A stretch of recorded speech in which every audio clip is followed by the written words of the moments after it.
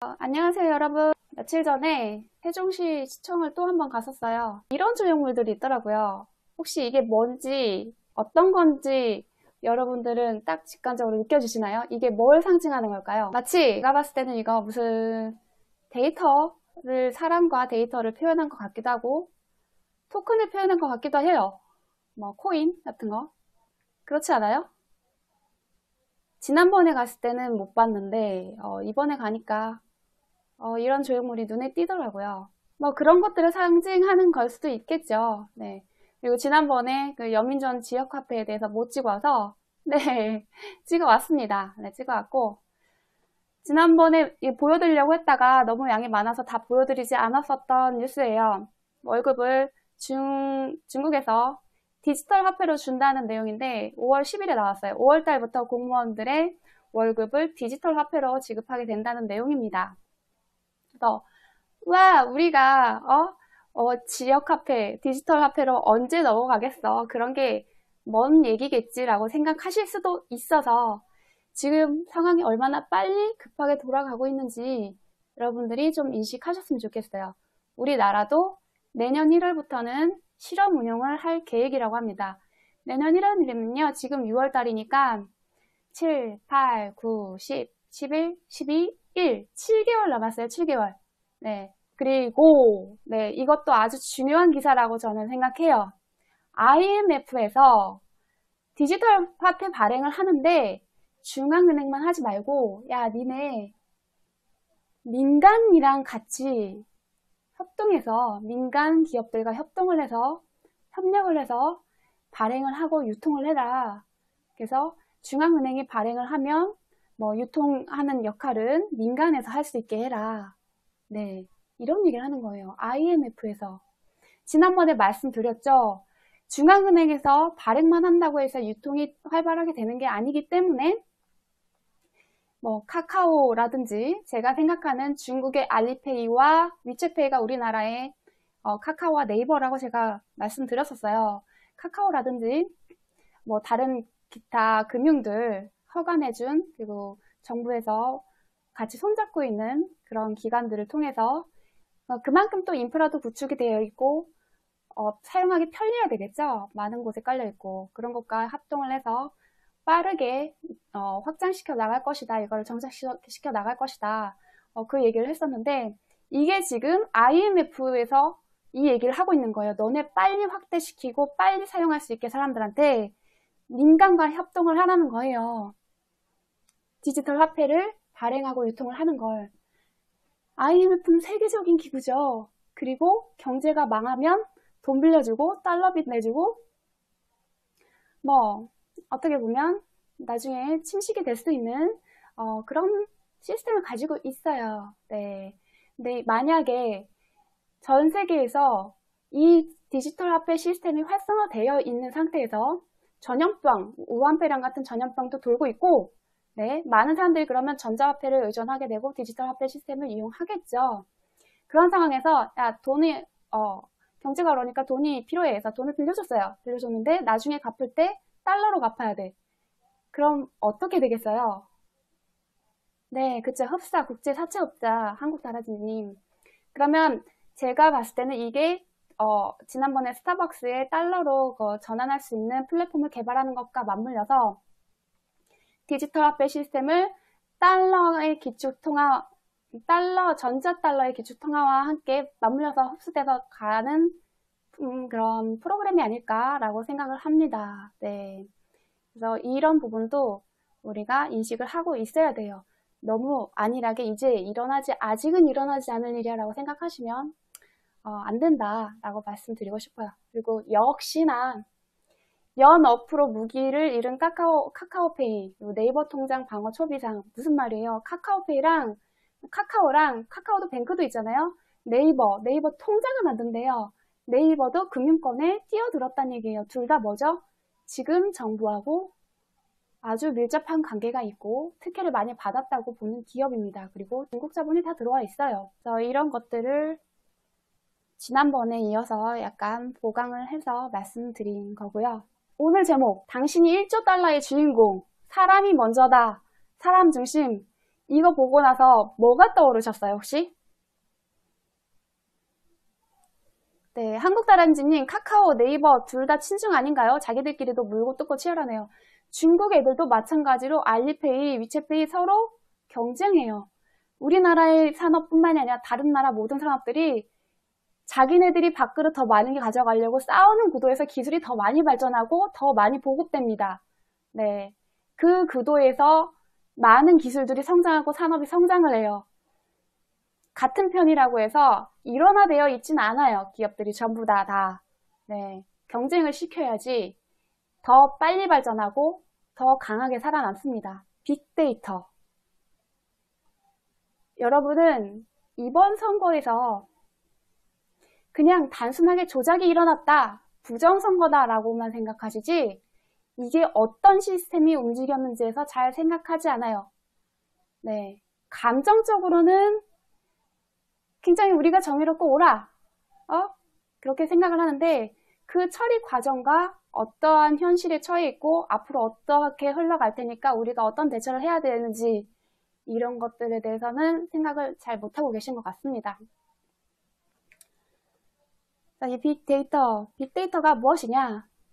아마 졸려하시는 분도 계시겠지만 최대한 쉽게 말씀드릴 테니까 보세요. 빅데이터라는 것은 기존에 그냥 데이터베이스 이런 말은 들어보셨을 거예요. 그 데이터베이스 관리 도구의 능력을 뛰어넘는, 그러니까 무슨 말이냐면 기존에 정보들을 취합해 놓은 거, 이런 것들, 이런 묶음들, 집합체 이런 것들을 데이터베이스라고 불렀습니다. 예를 들면 뭐가 있냐면 콜센터에서 고객들한테 전화를 해요. 전화를 하는데 야, 너 A팀장 얘한테 전화해, 이 그룹을 전화해 라고 하면서 DB를 준다고 하죠. DB. 그게 데이터베이스입니다. 네. 그런 것들을 관리를 해요. 관리를 하고 주로 이제 마케팅, 슈퍼마켓 여러 가지에서 쓰이죠. 네. 그런데 이게 가장 먼저 쓰이는 데는 군대입니다. 네. 이런 데이터베이스 관리 능력을 뛰어넘어요. 뛰어넘으려면 왜 뛰어넘게 될까요? 엄청나게 방대한 양이기 때문에 그래요. 그리고 기존에 정리하던 그런 형태보다는 더 다양한 형태의 데이터가 쌓이기 때문에 그걸 토탈해서 빅데이터라고 부릅니다. 그러니까 대량의 어마어마한 정보가 되는 거예요. 이 데이터베이스, 빅데이터 이전에 데이터베이스라는 용어가 생긴 것도 1950년대 그 미국에서 군사적인 부분에 대해서 효율적으로 운영하기 위해서 정보를 다 취합하고 효율적으로 관리를 하려고 군비죠. 집중적이고 효율적인 관리를 위해서 데이터 기지 라는 용어가 생겨났어요. 그 관리를 하면서. 그래서 그게 데이터베이스라는 이름으로 일컬어진 거라고 합니다. 그러니까 제일 먼저는 군대에서 이 용어가 생겨난 거예요. 네. 근데 우리가 이 빅데이터에 대해서는 중요성을 그렇게 크게 인식하지 못하고 있어요. 그런데 그 시장이 연간 1조 달러치나 된다고 합니다. 네.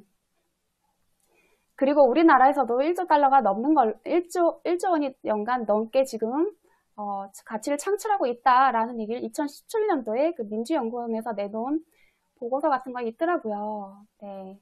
그걸 보고 우리가 너무 뒤늦게 이런 것들을 눈치채지 않았나. 제가 이거에 대해서 언급하고 방송을 하는 것도 상당히 늦은 거예요. 4차 산업에 대해서 눈치를 우리가 그동안 너무 못 채고 있었던 것 같습니다. 네. 그리고 이 빅데이터라는 것에는 영상도 들어있고 음성도 들어있고 한마디로 우리가 걸어가면서 CCTV 곳곳에 달린 CCTV 있잖아요. 거기에 찍혀있는 우리 모습들 이런 것도 전부 다 데이터베이스가 되고 우리가 핸드폰 사용하는 거, 인터넷에 SNS에 들어가서 좋아요 누르고 댓글 쓰고 하는 것도 다 데이터베이스에 쌓인다고 보시면 돼요. 해당한다고 보시면 돼요. 빅데이터에. 그리고 우리가 결제하는 거 이런 것도 모두가 다 포함됩니다. 그리고 지형, 국가의 어떤 지역의 지형이라든지 이 모든 정보들이 전부 다 빅데이터가 되는 거예요. 박사님 방송에서 캠브리지 애널리티카라는 내용에 대해서 다뤘어요. 그때는 관점을 우리 소셜에서 이러한 부정적인 행위가 있었고 내부 폭로가 있었다라는 관점에서 설명을 하셨어요. 그런데 제가 보는 관점, 그리고 이 사람이 보는 관점은 물론 이 사람이 처음에 시작을 했어요. 내 데이터가 이상한 데서 캠브리지 애널리티카에서 사용이 됐고 불법적으로 사용이 됐고 그러니까 내 승인 없이 사용이 됐다. 보관되고 있고 사용이 됐다. 그게 선거에 누구의? 트럼프의 선거에 그 내용을 얘기를 하면서 폭로를 하죠. 폭로 관점이 아니라 이 사람이 말하는 데이터, 빅데이터에 대해서 오늘은 관점을 맞춰서 이야기를 할 거예요. 캠브리지 애널리티카는 넷플릭스에서 2019년 7월에 개봉한 다큐멘터리입니다. 거대한 해킹, 네, 제목은 거대한 해킹이에요. 더 그레이트 핵이라고 쓰여 있어요. 이 데이비드 캐럴이라는 사람이 제가 이게 사운드가 나와야 된다고 했었던 게 이것 때문인데 한번 영상 보세요. 이거 트레일러에다가 제가 자막만 씌웠어요. 이 데이비드 캐럴이라는 사람이 한 말입니다. 우리의 온라인 활동에서 나오는 데이터는 지워지지 않는다. 네. 우리의 디지털 흔적들을 모으고 분석하면 매년 1조 원 달러의 가치를 창출한다. 이 얘기를 하고 있어요. 그럼에도 불구하고 누구도 약관을 읽어보질 않죠. 네. 귀찮으니까 다 확인하고 누리니까요. 우리의 모든 교류 내역, 신용카드 결제, 웹 검색, 위치 정보, 좋아요까지 전부 다 수집되고 분석되고 활용된다는 얘기입니다. 네. 우리의 신원과 결부되어서 실시간으로요. 이게 사운드가 나와야 되는데 안 나오니까 좀 안타깝네요. 네, 박진감이 좀 있는데. 그 데이터를 구매하는 누구든 우리의 감정의 고동에 곧바로 접속할 수 있다. 우리를 공략할 수 있는 소스가 되는 거예요. 빅데이터라는 건. 그들은 이런 식으로 무장하고 우리의 관심을 끌기 위해서 경쟁한다. 이번에 터진 게 이제 페이스북이죠. 네. 개인 맞춤형으로 각자 혼자만 보는 콘텐츠를 지속적으로 제공을 하면서 이 데이터를 수집을 해서 분석을 해요. 성향을. 분석을 한 다음에 그 사람을 공략하는 거예요. 정치적인 부분에서 그리고 소비하는 부분에서. 지금 이 캠브리지 애널리티카는 정치적인 부분, 선거 부분에서 해당되는 얘기죠. 고영택님, 국민이 저렇게 저항 없이 받아들이니 이들은 이제 기술을 굉장히 편의성과 연결지어서 사람들이 호감을 가지고 사용할 수 있게끔 유도를 하기 때문에 저항이 적을 수밖에 없다고 생각해요. 네, 인간의 심리를 너무도 잘 공략을 한다고 봐야겠죠. 자, 과연 트럼프의 선거에서 불거진 이 캠브리지 애널리티카 사건에서만 빅데이터를 이용을 했느냐? 그렇지 않습니다. 2008년도에 오바마의 선거에서도 이게 이용이 됐고 2012년도에는 더 적극적으로 이게 이용이 됐어요. 오바마 같은 경우는 2008년도에 그 빅데이터 선거에서 이긴 다음에 재선을 할 때는 엄청난 그 자원을 쏟아붓습니다. 그래서 2012년 3월에 2억 달러를 들여서 빅데이터 연구소를 건립을 추진을 하고 85개의 사례가 포함된 데이터 개발 계획을 발표를 했을 정도로 빅데이터를 아주 중요하게 생각했습니다. 단순히 페이스북하고 트위터 등의 소셜미디어 이런 것들이 우리의 선거에 악용됐구나 이런 관점에서 그냥 대충 지나갈 게 아니라 이게 쟤네들이 얼마나 중요하게 생각하고 실제로 얼마나 중요한지에 대해서 우리가 인식해야 돼요. 데이터 3법 생기고 했지만 지금까지 우리의 데이터들이 사실은 우리 약관 잘 안 읽어보기 때문에 대충 동의함 누르고 넘어가다 보니까 우리의 허락과 상관없이 의지와 상관없이 수집이 되고 분석이 되고 결국엔 이게 무기가 돼서 우리를 공략 대상으로 해서 우리한테 돌아옵니다. 우리의 소비와 이런 생활 양식들, 우리 뭐 예를 들면 향수를 산다거나 아니면 비누를 사도 다 같은 비누를 사지 않고 어떤 물건을 살 때 선택을 하는 게 곧 마케팅이라고 부르죠. 그걸 그렇게 구매할 수 있도록 유도하는 게 그 구매할 수 있도록 유도하는 거, 그 분석하고 유도하는 그 행위 자체에서도 이 빅데이터가 사용이 된다는 거예요. 가장 먼저는 그쪽에서 활발하게 이루어졌을 거예요. 그리고 지금은 정치에서 많이 활발하게 이용되고 있다는 게 폭로가 되고 있는 거죠. 이 빅데이터 시스템인 빅데이터가 무서운 게 우리의 정보가 결국에는 우리를 공략을 하고 우리를 통제 대상으로 만든다는 거예요. 그렇기 때문에 우리가 이걸 중요하게 여겨야 됩니다. 그래서 오바마나 캠브리지 애널리티카, 트럼프 선거. 그래서 우리가 이 문제점을 점점 이제 인식하기 시작하는데, 뭐 저같이 떠든 사람이 있으니까요. 과연 이게 우리나라가 아닌 미국에서만 일어나는 일인가 하는 거예요. 그들의 캠페인은 모든 개인의 모든 정보는 측정될 수 있으며, 모든 측정된 정보는 예측 분석에 활용될 수 있다는 가정 아래에서 단순히 유권자를 찾아내는 것이 아닌 어떤 유권자가 어떤 형태와 내용의 메시지에 관심을 가지고 설득될 것인지를 예측하며 진행됐다. 그러니까 우리를 공략하기 위해서 그걸 분석하고 예측한다는 거예요. 그리고 오바마 캠프는 유권자들에 대한 정보를 분석하고 정렬했다. 개인의 나이, 주소, 투표 기록까지. 아, 이거는 너무 심각한 거 아니야? 이번에 그 전자투표, 전자로 온라인상에서 전자 개표를 하고 QR코드라고 하면 분명히 이 기록들도 남아있게 되는 것이 아닌가라는 생각합니다. 그들에 관련한 소비자 정보 역시 25%나 포함이 됐다고 해요. 그리고 우와 하고 놀랐었던 거는 2012년도 그 오바마가 데이터 마이닝 팀, 데이터를 캐는 거예요.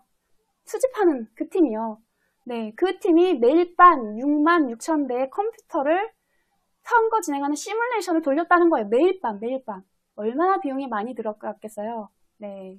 소셜뉴스, 웹사이트, 레딧과 같이 기존에는 고려되지 않았던 소스들까지 분석의 대상으로 끌어들였다.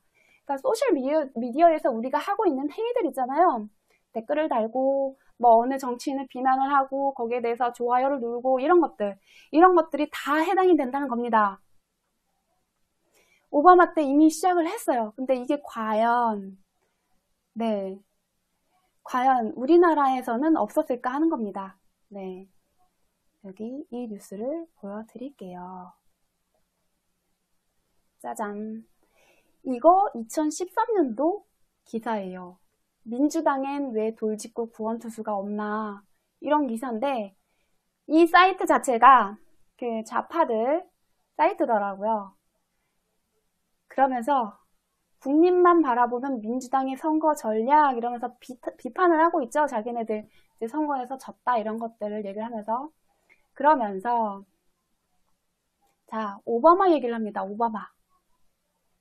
오바마 얘기를 해요. 그래서 오바마가 빅데이터 선거를 통해서 이겼다. 데이터 마이닝 분석가를 구했다. 이 사람이에요. 진 메시나 이 사람. 이 사람이 아니라 레이드간이 진 메시나 이 사람이 2년 전부터 이 사람을 구한 거예요. 소비자 구매 패턴 분석가, 슈퍼마켓 매출 상승 기여했던 레이드간이 빅데이터 분석 전문가라고 나와 있죠. 네, 이 사람을 영입을 해서 이 캠프를 꾸리고 이때부터 활동을 했다는 겁니다.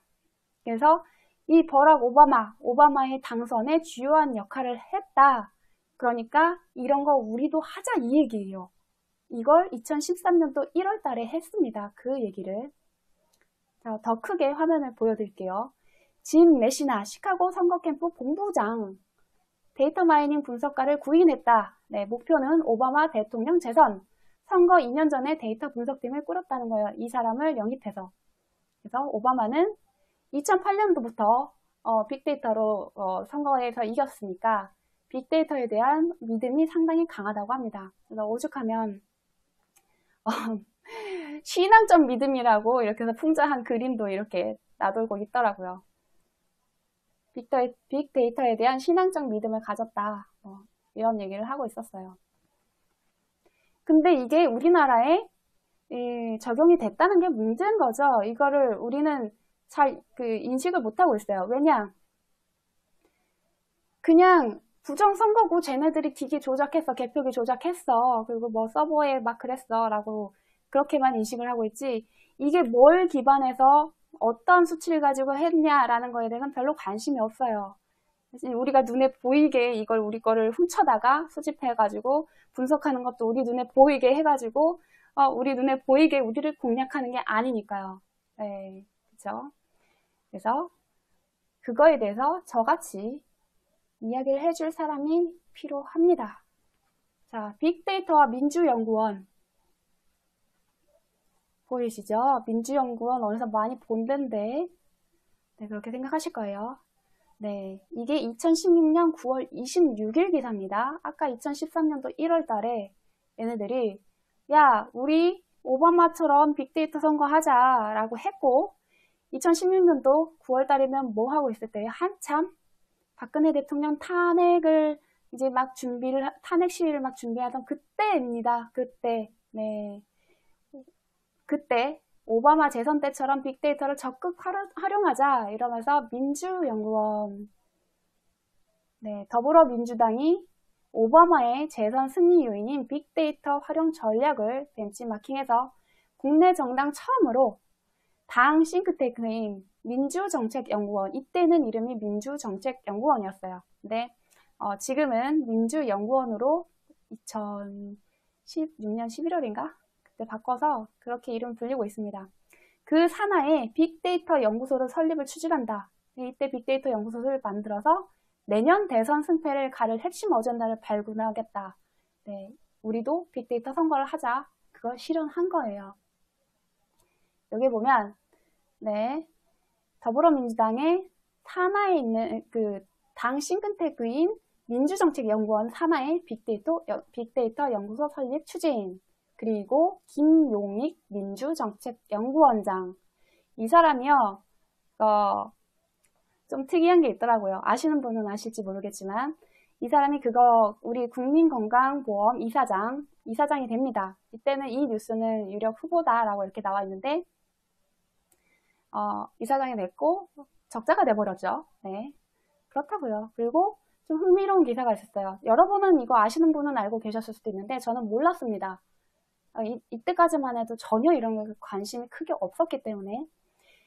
네, 국민건강보험공단 이사장 유력 후보자 김용익과 세월호가 뜬금없이 여기서 왜 나와 하시는 분도 계시겠지만, 네, 이 사람에 대한 특이사항이기 때문에 민주연구원의 원장이었던 김용익, 이거는 조금 여러분도 알고 가실 필요가 있다, 이런 생각을 해서 가지고 왔어요. 2014년도 국회의원 정치자금 지출 내역에 따르면 그해 4월 16일에 발생한 세월호 사고를 이틀 전에 예견하고 관련 간담회를 가졌던 인물이다. 누가요? 이 김용일이라는 사람이요. 지출 내역 봅시다. 네, 지출 내역. 세월호 특별법 논의 간담회 보이시죠? 글씨 잘 안 보이시나요?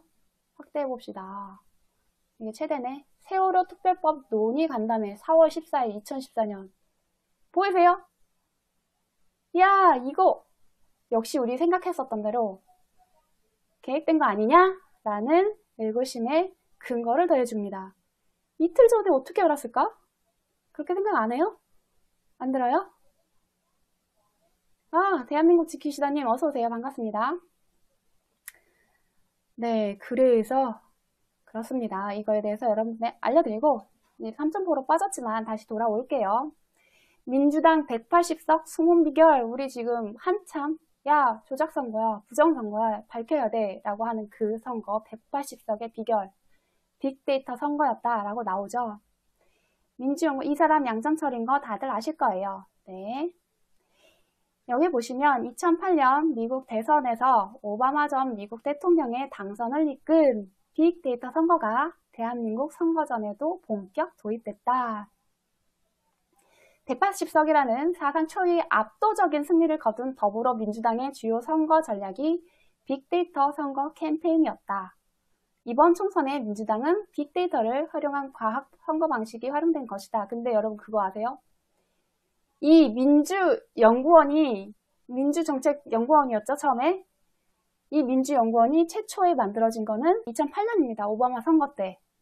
오바마 처음에 대통령 됐던 해 2008년도에 오바마는 빅데이터 선거를 했고 우리나라는 민주연구원이 생겼죠. 물론 그 민주연구원이라는 데는 전신은 있긴 있어요. 근데 뭐 스타일이 완전히 이름도 바뀌었으니까 저는 2018년도를 핵심으로 봅니다. 주요한 기점으로 봅니다. 그때 왜 하필 우리나라에 민주연구원이 생겼을까? 더불어민주당 당 싱크탱크, 네. 민주연구원 주도의 빅데이터. 그럼 민주연구원에 대해서 우리가 좀 알아봐야 되겠죠? 결국에는 이 민주연구원이 빅데이터 선거를 해서 문재인이 당선됐다 이 얘기를 하고 있으니까요. 그래서 2017년도 대선에도 문재인의 그 지역별 요새 하는데 이 빅데이터가 활용이 됐다고 해요. 그리고 여론전도 상당했잖아요. 사실 네이버 댓글 뭐 이런 것들도 작업을 하려면 어떠한 누가 유리하다 이런 것들 어떤 후보가 유리하고 어떤 후보에 대해서 우리가 공략을 해야 된다라고 하면 그 여론전 펼치는데도 필요하지 않겠어요? 빅데이터가. 네. 그래서 여기 밑에 보시면요. 포털 검색, 키워드, 웹서핑 모두 기록했다고 나와 있어요. 네. 청와대와 기업의 감시 수단으로 보이시죠? 소름 안 돋습니까? 소름 돋습니다. 네. 이때 우리가 드루킹 사건을 여기서 또 이제 연관해서 봐야 될 필요가 있다. 자, 트럼프 대통령은 선거를 6개월 앞 남겨두고 미국 내 최고 데이터 과학자로 불리는 오츠 코보스키를 영입했다며 빅데이터 선거한 그 캠브리지 애널리티카 그 얘기를 하고 있어요. 근데 밑에 지난 5월에 치러진 우리나라 대선에서는 문재인 캠프가 단연 빅데이터 활용에 적극적이었다. 문 대통령은 3월 중순 윤영찬, 여러분 윤영찬 기억나세요? 윤영찬 네이버 부사장이요. 이 사람을 경선 캠프에 참여시키면서 빅데이터를 주요한 선거 수단으로 활용했다. 이게 뭔지 이제 감이 잡히시죠? 자, 문재인 대통령 당선, 여기에 빅데이터 선거가 있었다. 그리고 포털, 검색, 키워드, 웹서핑 기록까지 모두 기록을 해서 이걸 분석을 했다는 거예요. 이 자료를 수집하고 분석하고 우리를 공략하는 데 이용했다는 겁니다. 그리고 청와대와 기업의 감시 수단으로 라고 써있죠. 그러면서 트럼프도 빅데이터 선거를 이용했다. 오바마도 이용했고 트럼프도 이용했어. 그리고 우리도 이용했어. 문재인 때. 그 얘기를 하면서 윤영찬 네이버 부사장 얘기를 하죠. 윤영찬 네이버 부사장에 대해서는 제가 차이나 게이트 때 언급을 했던 그 사람입니다. 네, 최초의 국민소통 장관인가 하시는 그분인데 수석 장관이 아니라 초대 국민소통 수석 보이시죠? 이 사람은 이번에 국회의원이 됐어요. 아, 그리고 민주연구원 이 빅데이터 선거 이전에 이번에 총선 전에 양정철이 9개월 전부터 준비했다고 하는데 9개월 전에 뭐 했어요? 중국 공산당 단계하고 정책 협약을 맺었죠. 그런데 여기서 또 특이할 만한 게 있습니다. 미국의 CSIS와도 추진한다라는 내용이 있어요. 그래서 CSIS는 뭐 하는 데인가 하고 저도 들여다봤습니다. 또 네. 보니까 보수 성향의 미국의 싱크탱크래. 그런데 뭔가 심상치 않아. 왜냐? 우리나라 대표적인 좌파 더불어민주당과 함께 정책 협약을 뭐 하려는 체결을 추진한다라고 하니까 냄새가 나지 않아요? 그래서 찾아봤습니다. 네, 추진만 했느냐? 민주연구원 글로벌 정책 네트워크 구축. 이거 민주연구원 홈페이지에 가면 나옵니다.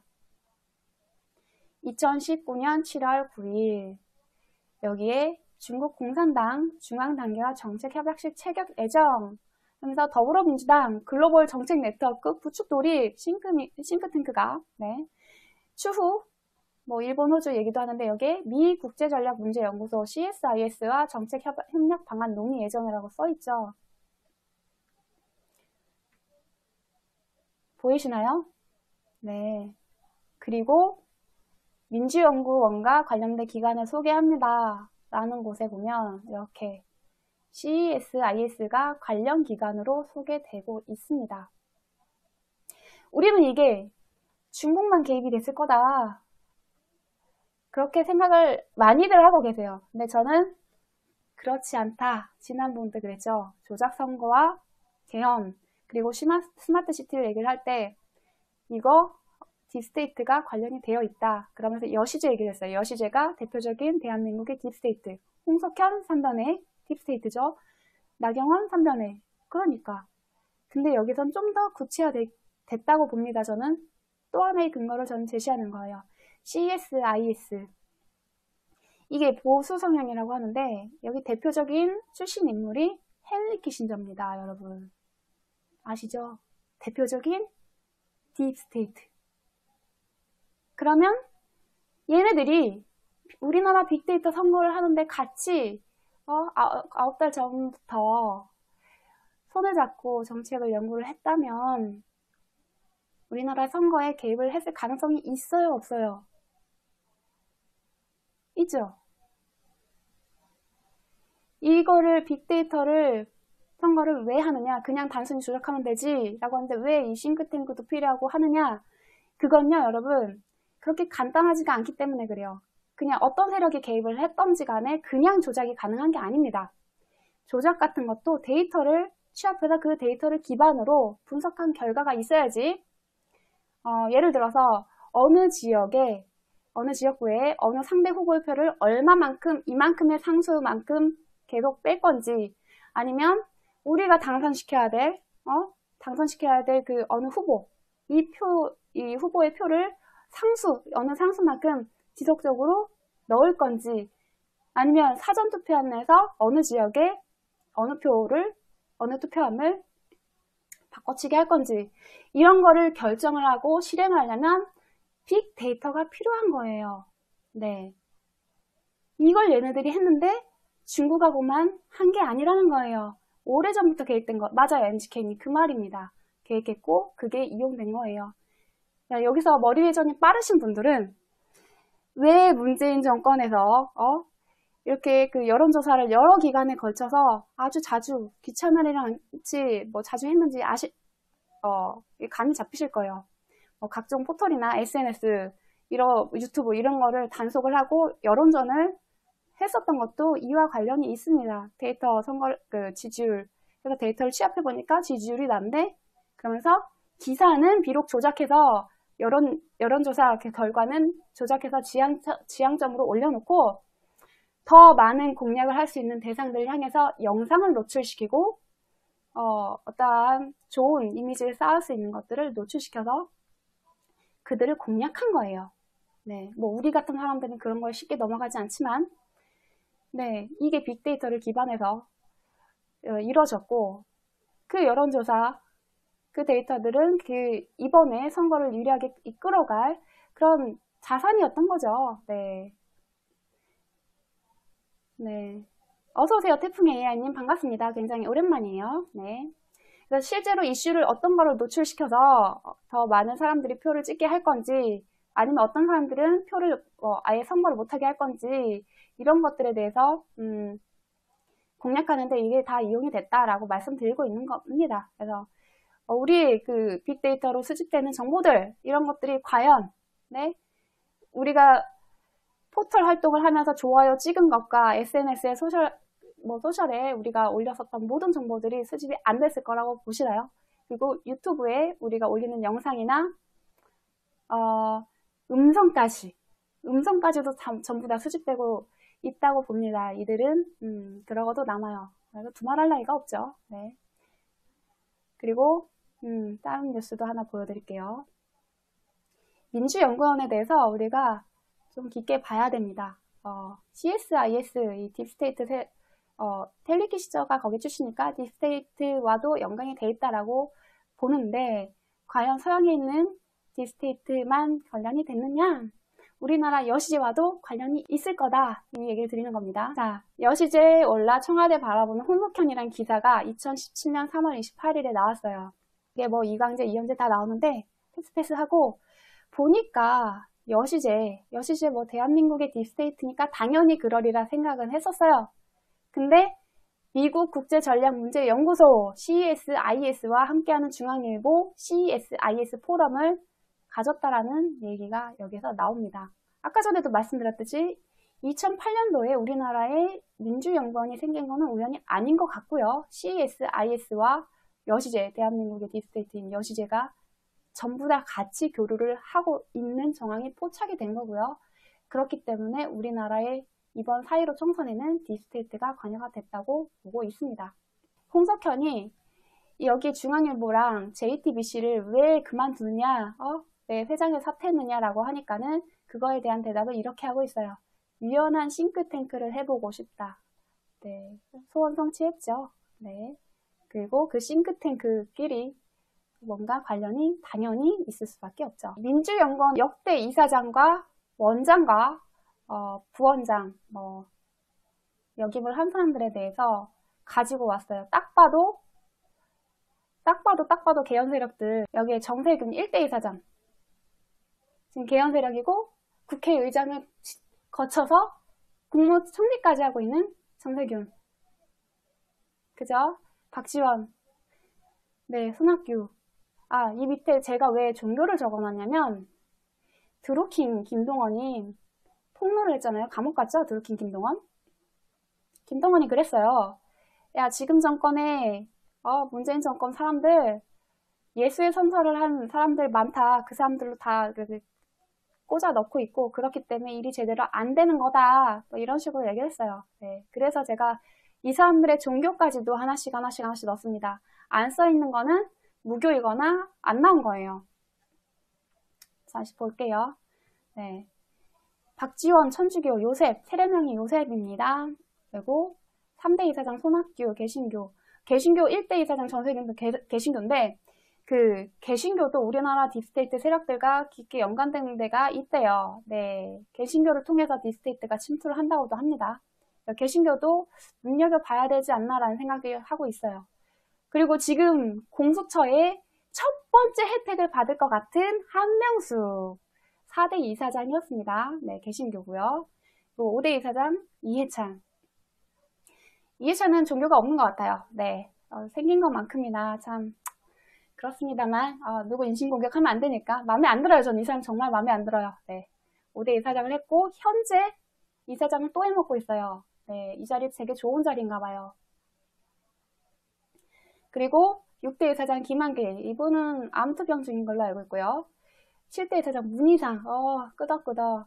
지속 가능한 발전 문재인이랑 한참 같이 열심히 외쳤던 그 문희상이죠. 국회의장이 중립성은 내팽개치고 패스트 트랙이 날치기 상정되고 본회의가 통과가 되도록 했었던 주요한 역할을 했었던 그 사람이에요. 네, 이 사람도 천주교입니다. 천주교. 세례명은 다오로. 그리고 8대 이사장, 문재인 나왔네요. 문재인.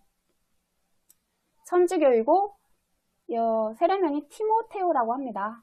네, 2015년 2월 8일부터 2016년 1월 27일까지 역임을 했네요. 그리고 누구 김종인 여러분이 그래도 미통당에 대해서 그래도 얘네들은 우파야 라고 생각을 했었는데 이번에 배신을 철저하게 당하고 있죠.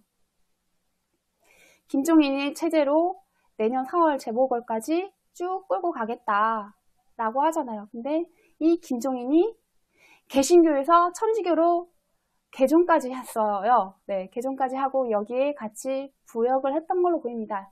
2016년 1월 27일부터 2016년 8월 27일. 뭐 얘네 입장에서는 이렇게 나쁘게 표현하면 안 되겠지. 자기 할 일들 했으니까. 내가 봤을 때는 어머나 세상에 이런 거예요. 그런 관점이 될 수밖에 없죠. 보세요. 9대 이사장 김종인. 천주교이고 천주교로 개종했어요. 개신교에서 알렉산데르라는 세례명을 가지고 있습니다. 네, 미통당 옷 입고 있는 거 보이시죠? 일부러 이 사진 선택했습니다. 네, 10대 이사장 추미애. 네, 추미애. 이 사람 불교더라고요. 그렇구나. 네, 뭐 말할 거 없고. 네, 11대 이사장 현재 이해찬. 이렇게 구성이 되어 있습니다. 역대 이사장 목록이에요. 그리고 원장 목록도 보겠습니다. 원장이 행동대장 역할을 하니까 원장에 대해서 좀 보겠습니다. 보면 1대 원장 김효석, 이 사람 잘 모르겠어요. 근데 올해 5월 2일에 사망한 걸로 나옵니다. 그리고 2대 원장은 박순성, 이 사람도 잘 모르겠어요. 변재일, 여러분, 변재일 이번에 야 니들 개헌 찬성 안 하는 사람 있어? 하면서 물었던 그 변재일, 그 사람이 3대 원장입니다. 개헌 세력이에요. 이 사람도 개신교. 그리고 4대 원장 민병두, 천주교이고 세례명은 라파엘이라고 합니다. 그리고 5대 원장 김용익, 아까 그 국민건강보험 이사장, 그 사람이요. 그리고 6대 원장 김민석, 성결교라고 하네요. 전 성결교가 뭔지 잘 모릅니다. 그리고 7대 원장은 양정철. 네, 그렇습니다. 양정철. 2019년 5월 14일부터 2020년 4월 17일까지 네, 총선 끝나자마자 불이 나게 어디로 튀었죠. 네, 뭐 지금 여건상 해외는 못 갔을 것 같다. 국내 어딘가 잠적하고 있다. 라고 보고 있고, 직무대행, 백원우. 여러분, 백원우에 대해서 우리는 언론에서 많이 봤습니다. 이 사람도 천주교고, 세례명이 특이해요. 김대건 안드레아라고 해요. 직무대행이 왜 직무대행이냐? 양정철이 도망가서 그 빈자리를 당장 메꿀 사람이 없어서 얘가 대신하고 있다. 이 사람이, 백원우가. 네. 그리고 감사는 끼워 넣었습니다. 유동수라는 사람 감사 한 명 있길래. 유동수, 이 사람은 지금 현재 총선에서 재선 당선했어요. 그리고 천주교, 바오로. 지금까지만 봐도 천주교인 사람들이 이 민주연구원에 상당히 다수를 차지하고 있음을 알 수가 있습니다. 백원우, 와, 답이 없네. 막, 여러분, 와 하는 거 이해가 갑니다. 네. 아시죠? 다 아시죠? 네. 네, 일목요연하게 줄줄이 굴비처럼 지금 다 나오고 있죠? 백원우는 그 청와대에서 민정비서관에서 재직 중이었을 그때가 2018년 초. 그때 드루킹 댓글 조작 그 사건에서 드루킹이 오사카 총영사관을 해달라고 했잖아요. 청탁했었잖아요. 인사청탁을. 그랬을 때 거기에 도모 변호사를 만났었대요. 네, 그렇게 그 사람이 백원우를 만났다고 합니다. 뭐 그 내용이 있고, 그것만 해도 우와, 이놈 보통 놈 아니네라는 생각이 드는데, 이번에 터진 거 뭐 터졌죠? 울산시장 선거 개입을 한 것과, 그리고 유재수 감찰무마 그 사건까지 청와대 비리의 중심에 얘가 있다, 이 사람이 있다, 얘라고 하면 좀 그런가요? 네, 이 사람이 있다라고 볼만한 인물 중에 하나입니다. 네, 이렇게 딱 쭉 봤을 때 지금 인물들이 김경수도 천주교예요. 이 사람도 바오로라는 세례명을 가지고 있어요. 드루킹 사건하고 연관이 됐던 그 드루킹의 총영사관을 인사청탁하면서 도모 변호사 이 사람을 해서 백원우랑 만났다라는 얘기잖아요. 그러니까 민주연구원과 빅데이터와 드루킹 연결되죠. 네. 그리고 김경수 다 연결되죠. 그러니까 얼마나 많은 걸 알고 있겠어요. 그런데 이 사람이 양정철이 피신하니까는 이 자리, 그 민주연구원 원장 자리를 임시로 맡아서 하고 있다 이 얘기입니다. 역대 이사들 보겠습니다. 윤호중 이 사람도 천주교예요. 세례명은 마르티노입니다. 그리고 이번에 2020년 4월 15일 총선에서 4선 의원으로 당선이 되죠. 그리고 조정식 이 사람도 천주교입니다. 세례명은 유한. 2020년 21대 총선 5선 의원에 당선됩니다. 이사 농내. 네, 농내 이분한테 별표를 친 건 앞으로 이 별표를 친 사람들은 2019년 5월까지의 자료에서 업데이트 된 거에서 있었던 사람인데 최근 본에는 없는 사람들이에요. 그러니까 최신에서는 이 사람들 빠졌다라고 판단이 되는 사람들입니다. 네. 이 노웅래, 네. 천주교이고 세례명은 라우렌시오. 역시나 이번 선거에서 4선 의원으로 당선이 됐어요. 이 노웅래 어디서 많이 봤죠? 얼마 전에 보지 않았어요, 우리? 네? 얼마 전에 봤잖아요. 이거 기억나세요? 지난번에 제가 스마트시티 할 때 보여드렸던 거. 네, 다 연결되어 있습니다. 대한민국 지키시다님. 새로운 남북경협 모델은 북한 스마트시티 건설 2019년 7월 16일이면 양정철이랑 중국 당교랑 협약도 맺고 CSIS 어쩌고 추진했고 그때 한참 이제 총선 준비한다고 할 때네. 4차 산업혁명 시대에 새로운 남북경제협력 모델로 남한 기술을 가지고 북한의 최첨단 스마트시티를 구축하자는 주장이 나왔다라는 기사예요. 네, 그쵸? 그런데 이게 어디서 나왔냐?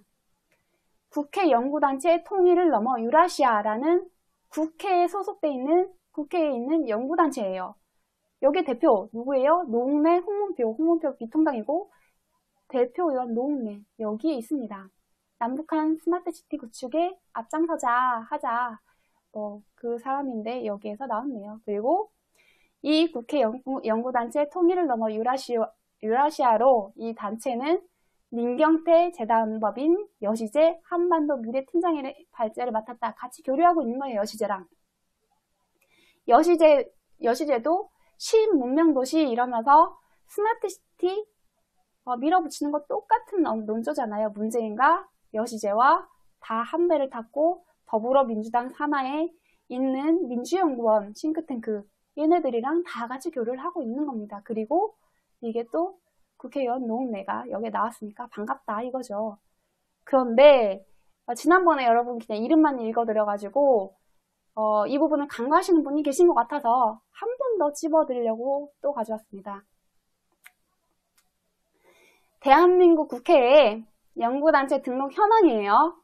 네, 여기 보면 통일, 외교, 안보 부분에 통일을 넘어 유라시아로 아까 기사에 나온 거 보이시죠?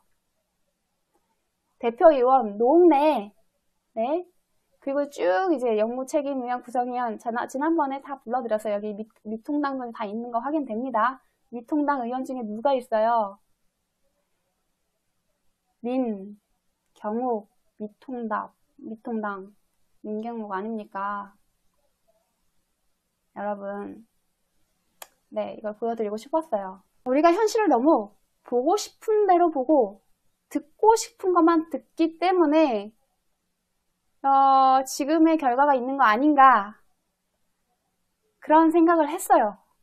그래서 제가 최대한 보여드릴 수 있는 현실은 다 보여드리고 싶습니다. 그렇게 해서 여러분들이 좀 더 현실을 제대로 보시고 대응책을 모색을 하시는 게 맞다. 네, 대응책이랄 게 사실 우린 지금 각자 도생 말고는 답이 없는 것 같긴 합니다. 네, 그렇습니다만 어쨌든 현실은 바로 알고 가자. 이상하다 했네. 폴 5717님. 네, 그렇죠. 그리고 아까 보던 그 이사들, 민주연구원 이사들에 대해서 쭉 보도록 할게요. 정춘숙, 이 사람도 이번에 총선에서 재선됐습니다. 당선됐어요. 이 사람 열의는 대단한 것 같습니다. 불교에서 천주교로 개종했어요. 네. 세례명은 드보라. 네. 그리고 이사 김유은, 이 사람에 대해서는 크게 나오는 건 없는데 지난 인물인 것 같아요. 그리고 전 한국국제정치학회 회장이었고 한양대학교 교수라고 합니다.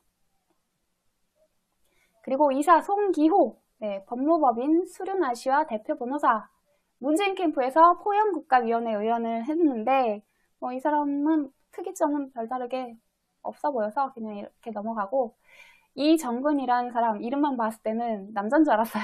죄송합니다. 네, 근데 여자더라고요.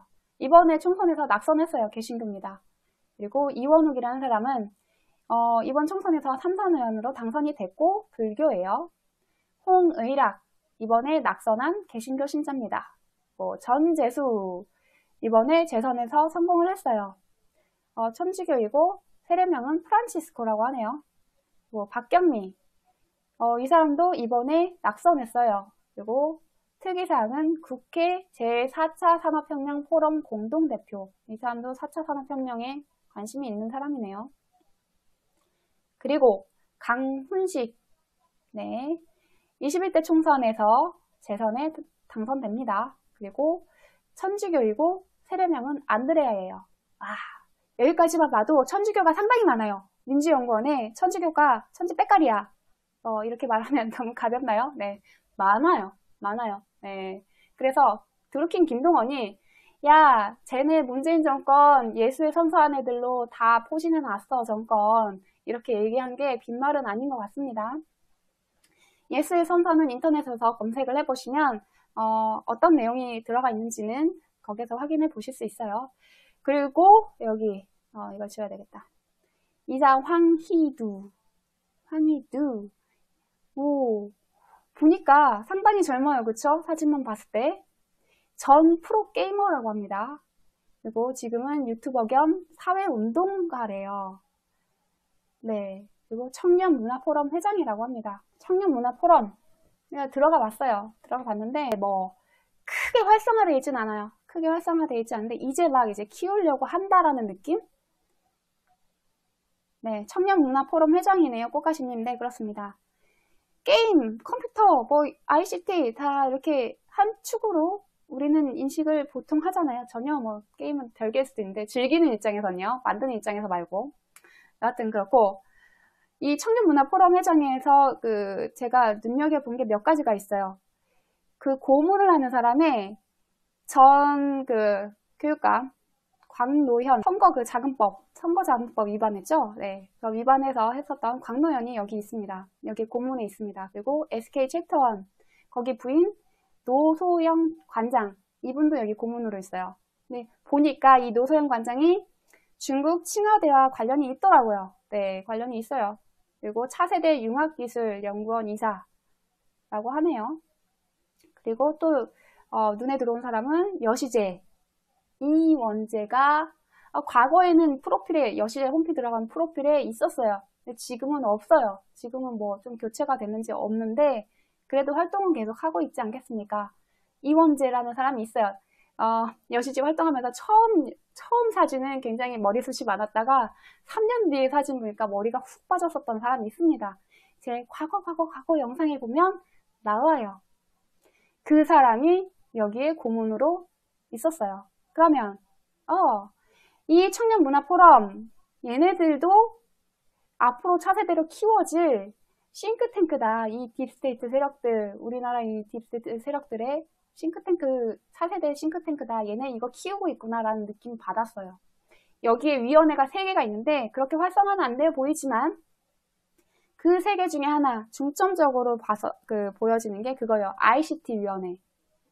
네, ICT위원회였는데 이 ICT위원회가 4차 산업 관련해서 전공자하고 재직자로 이루어져 있습니다.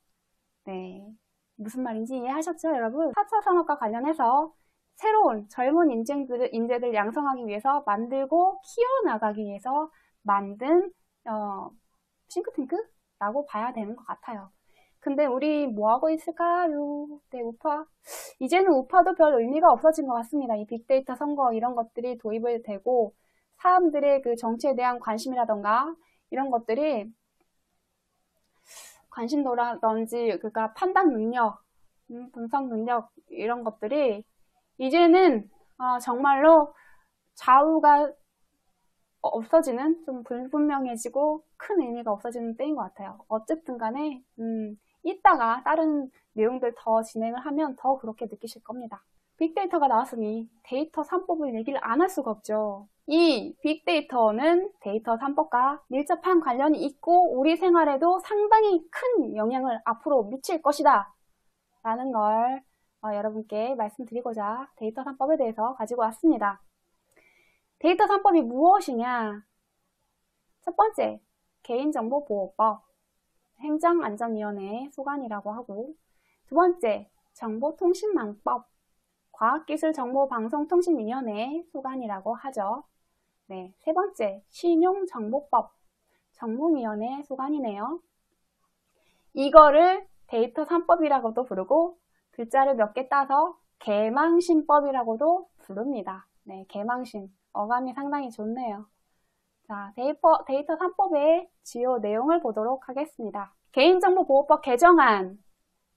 개인정보, 가명정보, 익명정보로 개인정보를 3개로 구분을 한다는 거예요. 구분을 해서 가명정보일 경우에 이거를 통계 작성을 하고 연구를 하는데 쓸 수 있게 하겠다. 공익적 기록을 목적으로 해서는 공익적 기록을 보존하겠다 이런 목적으로는 처리할 수 있게 사용을 할 수 있게 허용을 하겠다 이거예요. 그리고 또 가명정보라고 해도 이걸 이용할 때 안정장치와 통제수단이 필요하다. 그걸 마련하겠다. 네, 그거. 그리고 이게 행정안전부, 금융위원회, 방송통신위원회 등 이렇게 여러 가지 소관으로 분산이 되어 있어서 우리가 행정을 할 때 뭔가 헷갈리는 부분도 있고 잘 안 되는 부분이 있다. 중복되고 있으니까 중복되는 거 다 쳐내고 일원화시키자. 하나로 통합하자 이 얘기예요. 네. 그래서 감독기관을 개인정보보호위원회 이걸로 일원화해서 통합을 하겠다. 그런데 개인정보보호위원회는 국무총리 소속 중앙행정기관으로 격상을 시키겠답니다. 정보통신망법 개정안에 대해서 보겠습니다. 개인정보 관련 법령이 개인정보보호법, 정보통신망법 등 다수의 법에서 중복되어 있다. 이것도 여러 군데 흩어져 있으니까 이거 하나로 통합하자.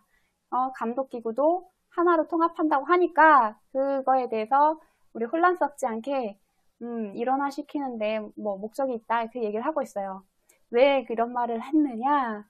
이 정보통신망법에 있는 개인정보보호 관련해서는 전부 다 개인정보보호법으로 이관을 시킨다는 내용이에요. 보이시죠? 정보통신망법에 규정된 개인정보보호 관련 사항을 개인정보보호법으로 이관한다. 그러니까 여기서 더 이상 정보통신망법에서 개인정보는 안 하고 그쪽으로 넘기겠다는 거예요.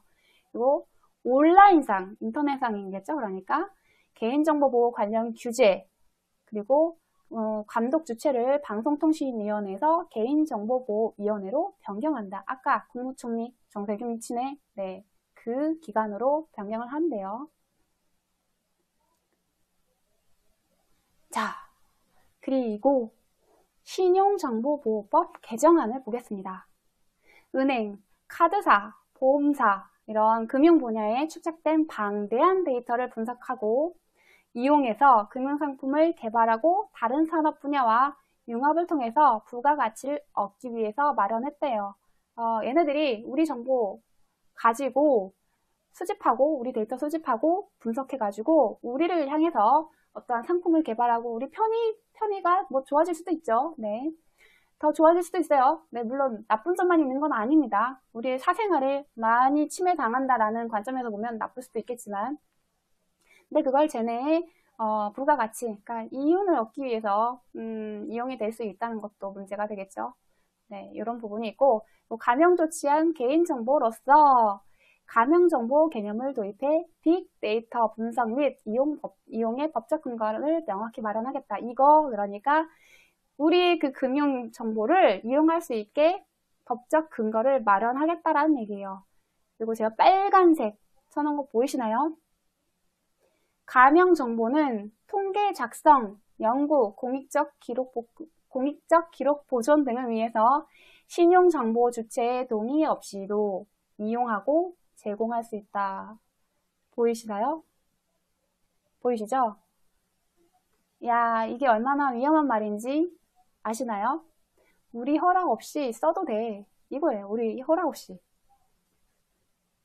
근데 물론 안전장치라고 해놓은 거는 비식별 처리. 우리를 알아볼 수 없게 찍해서 우리인 걸 모르는 거야.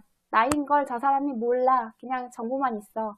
이렇게 비식별 처리를 하면 이용 가능하게 하겠다. 그게 주요 골자예요. 그거를 아까 전에 거보다 조금 더 제가 이제 정리를 했습니다. 그러니까 데이터 3법 개정안의 요약이 뭐냐? 가명정보 도입, 이게 핵심이에요. 네, 이거를 통해서 데이터 이용을 활성화시키겠다. 그리고 개인정보 보호 체계를 일원화하겠다.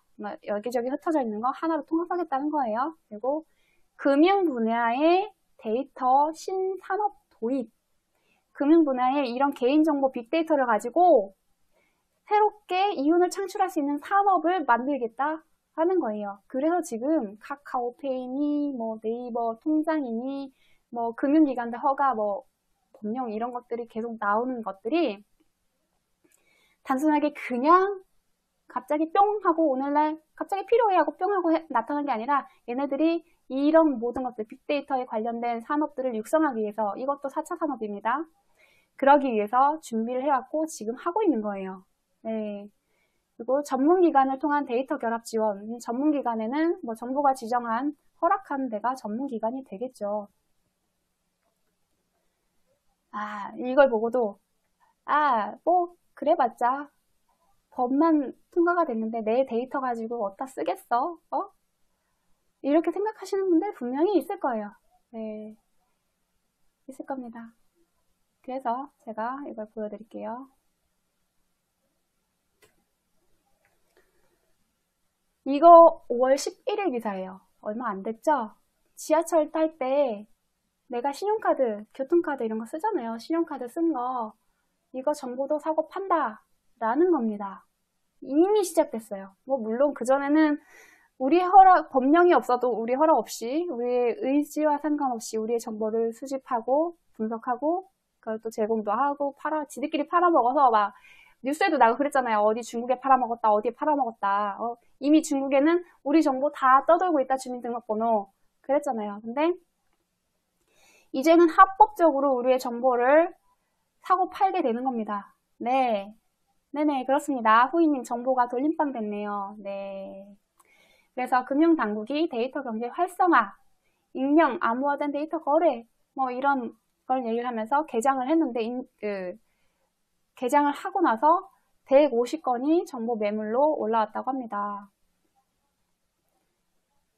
네, 이 같은 날 나온 기사인데, 이게 금융 분야 데이터 거래소라고 부르네요. 네, 금융 분야의 데이터를 사고 팔 수 있는 가장 먼저 지금 금융 분야에서 이게 시작되는 것 같습니다. 11일에 출범이 됐다. 이 기사 나온 날 출범이 됐다는 거죠.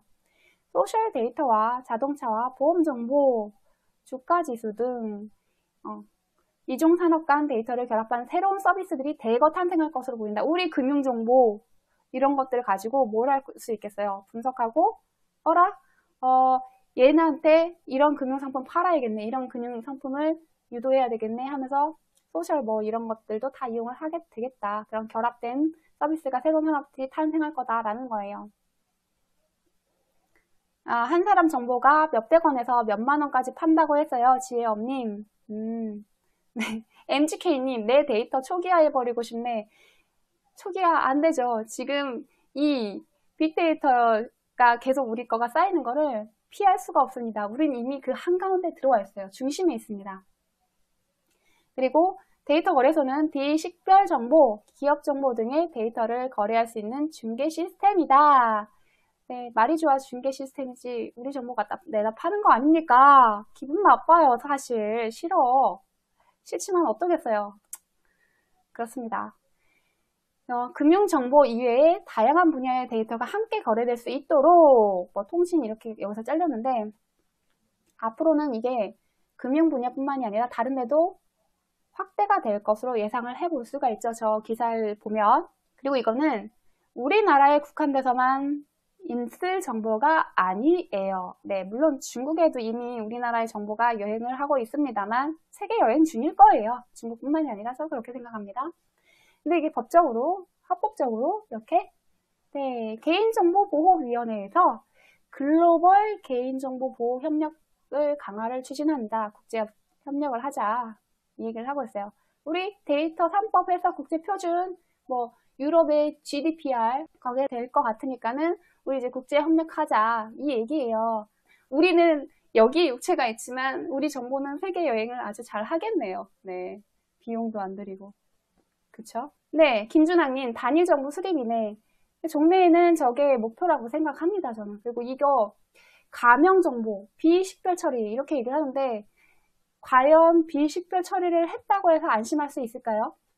저는 절대 그렇지 않다고 생각해요. 여러분도 직관적으로 느끼잖아요. 야, 이거 가명 처리 한다고 해서 데이터들이 온갖 군데에서 내 정보가 취합되고 하나로 딱 뭉쳐 있는데, 가명 정보 처리가 됐어도 마치 이제 스무그림 찾기처럼 그 데이터가 모두 나를 지목하고 있는 거야. 그럼 내가 식별이 되겠죠? 안 되겠어요? 그리고 재수가 없어서 어떻게 해킹 이런 걸로 인해서 내 정보, 식별이 된 정보 하나가 끼어들어와. 그러면 이만큼 쌓여있던 나의 정보들에 내 식별된 게 딱 들어와서 나인 게 판독이 되는 거죠. 판명이 나는 거죠. 그게 해킹돼서 돌아다닌다고 생각해봐요. 끔찍하지 않습니까? 이런 사고는 분명히 있을 수가 있어요. 나를 상대방들이 절대 알아볼 수 없을 거라고도 생각 안 하고 해킹의 위험으로부터 이런 사고들로부터 안전할 거라고도 생각하지 않습니다. 물론 안전장치를 하겠다 얘기를 하지만 안 믿어요. 여러분은 어떻게 생각하세요? 인류의 편안한 삶을 위해서 쓰여지는 빅데이터 수집은 인정하지만 좌파 집권의 통치수단 국민 통제 방식의 빅데이터 수집은 결사반대. 네, 무슨 말인지 알겠습니다. 네. 근데 이 빅데이터라는 거 산업 자체가 빅데이터라는 게 우리 개개인 일반 사람들 국민들을 위해서 이 체계가 만들어진 게 아니에요. 그렇기 때문에 얘네들한테는 사실 이 뒤에는 거대 자본 권력이 있습니다. 얘네들한테는 일반 국민들의 삶의 질이나 그런 것들, 정치적인 성향은 중요하지 않아요. 그들은 선동해서 자기네들이 원하는 목표를 이룰 수 있게끔 하는 정치인들을 지원을 하고 그 사람들을 꼭두각시로 내세운다고 봅니다. 그래요. 네. 그렇기 때문에 지금 우리가 좌파, 우파 따지는 게 과연 의미가 있을까라는 생각도 들어요. 물론 국익을 반하고 우리에게 부당한 법을 만들고 부당한 행위들을 하고 경제를 망가뜨리고 우리가 먹고 사는 걱정을 하게 하고 이런 것들은 분명 잘못됐습니다만 전체적으로 봤을 때 좌파나 우파라고 해서 별 다를 게 없다라는 거, 그 얘기를 하고 싶은 거예요. 말이 길었네요. 네, 결국은 그겁니다. 각서를 하고 결국 이 데이터들, 빅데이터들, 데이터 3법을 통해서 가명 정보로 비식별 처리가 된다고 해서 우리가 안심하고 우리 데이터 사고 팔아도 돼 라고 할 만한 문제는 아니란 거예요.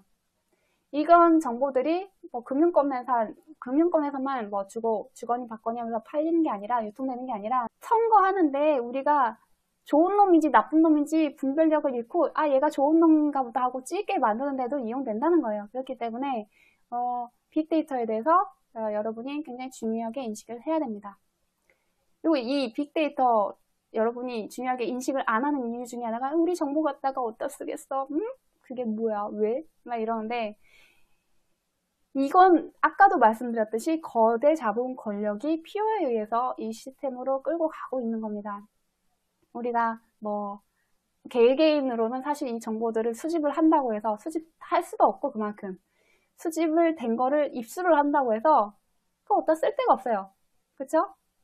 이렇게 방대하게 수집조차 불가능하지만 그걸 가졌다고 해서 어디다 쓸 데가 없어요. 어느 기업이나 기관에 그냥 팔아 넘기는 거 외에는 뭐 딱히 쓸 데가 없죠. 근데 쟤네들은 이걸 가지고 정말 많은 일들을 하고 결국에는 사람들을 통제하는데 사용이 됩니다. 이제까지 그래갖고 앞으로는 더 확대될 거예요. 네네, JS님 통제사회로 가네요. 네, 그렇습니다. 여러분들이 이 거대 자본 권력에 의해서 움직이는 이 세계 정치, 우리나라 정치도 마찬가지예요. 이런 거에 대해서 인식이 되어 있으시다면 아마도 제가 이 말을 왜 이런 말을 하는지 이해하실 거예요. 아실 거예요. 네, 아직도 그러한 것들을 인식하지 못하고 계신 분들이 더 많기 때문에 저라도 또 몇몇 소수의 사람이라도 이런 것들을 떠들어야 된다고 봅니다.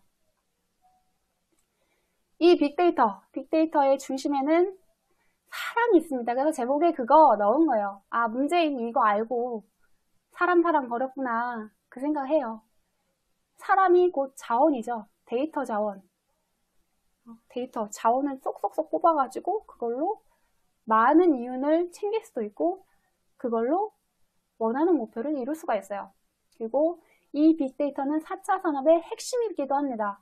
4차 산업이 없으면 하지 못할 일들 앞으로 그러니까 빅데이터가 없으면 4차 산업에서 하지 못할 것들이 대부분이에요. 이게 기반이 되어야 돼요. 빅데이터가 없으면 못합니다. 드론 같은 거를 날리려고 해도 무인 드론 이렇게 해가지고 뭘 하려고 해도 그 지형에 대한 정보라든지 이런 것들 모든 데이터를 주행할 수 있는 그런 모든 데이터를 가져야 되고 자율주행도 마찬가지예요. 데이터를 계속 쌓아서 가져야 되고 구글 딥마인드 기억하시나요? 이세돌이랑 바둑 뒀던 알파고.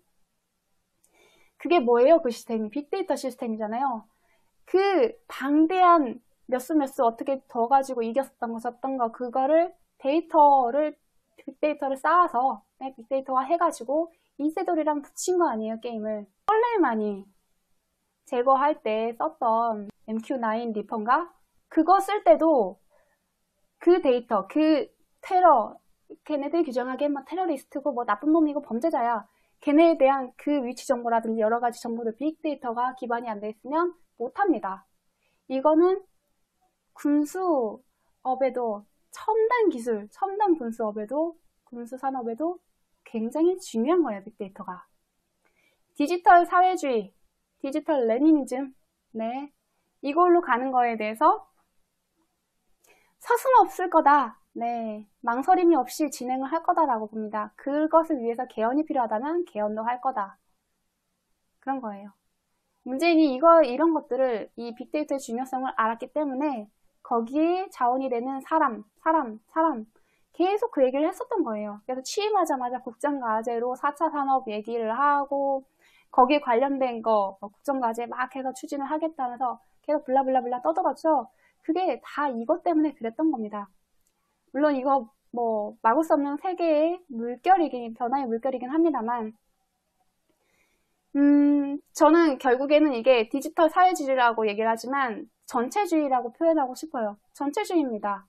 개인의 모든 생활에 지금 형태의 정부, 국가가 되지는 않을 거라고 봅니다만 형태가 많이 바뀔 것 같아요. 국가라는 것도 그리고 가족이라는 것도 많은 개념들이 바뀔 거라고 봅니다.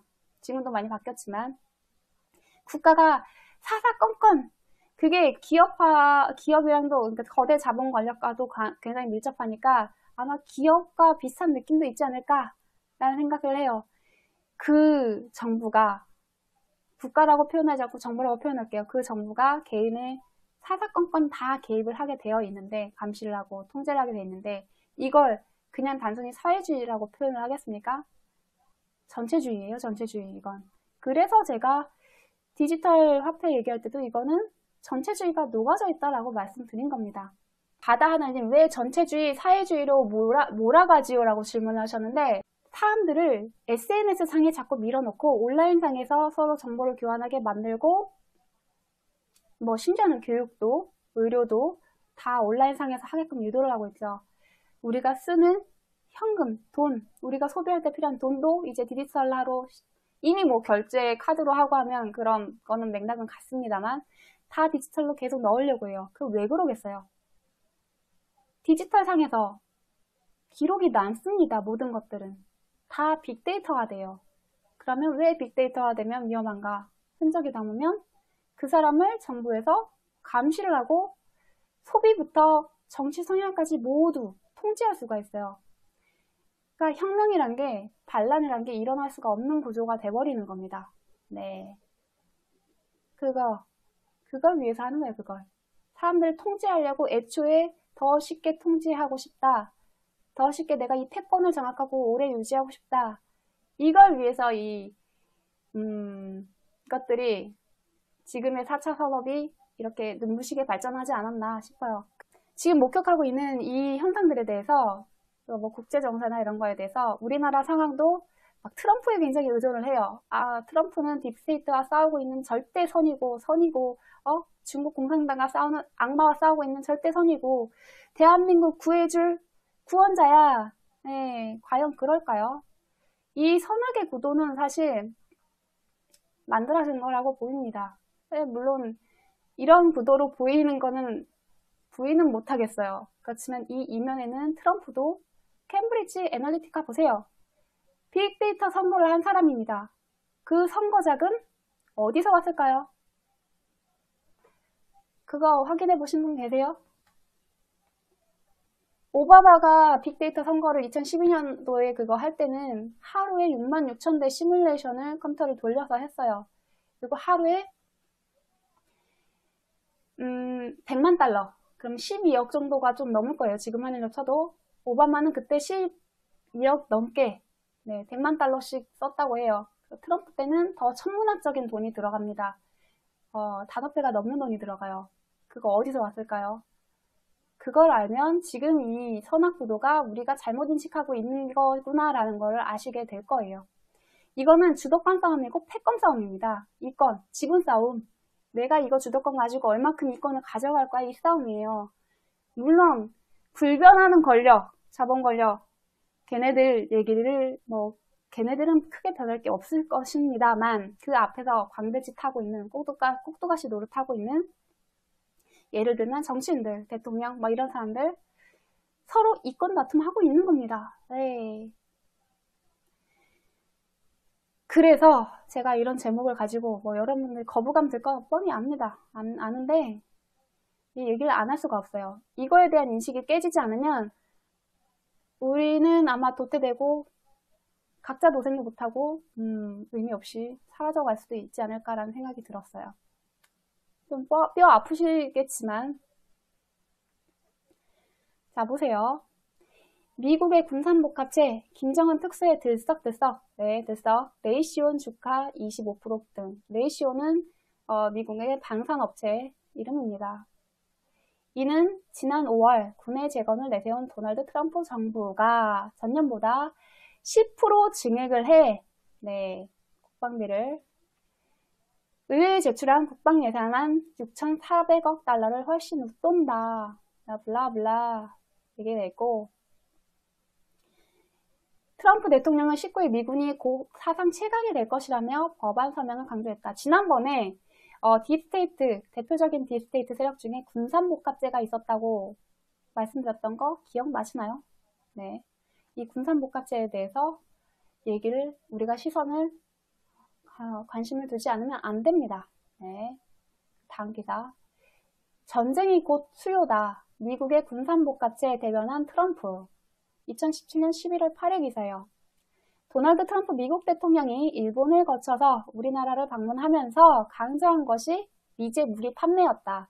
물론 이게 잡발들이 야 무기 팔아먹으려고 그래 이러면서 선동을 한다라고, 반미 활동한다라고 우리는 얘기를 했지만 엄연히 이거 사실입니다. 사실이에요. 사실이기 때문에 이거에 대해서 인식을 해야 됩니다.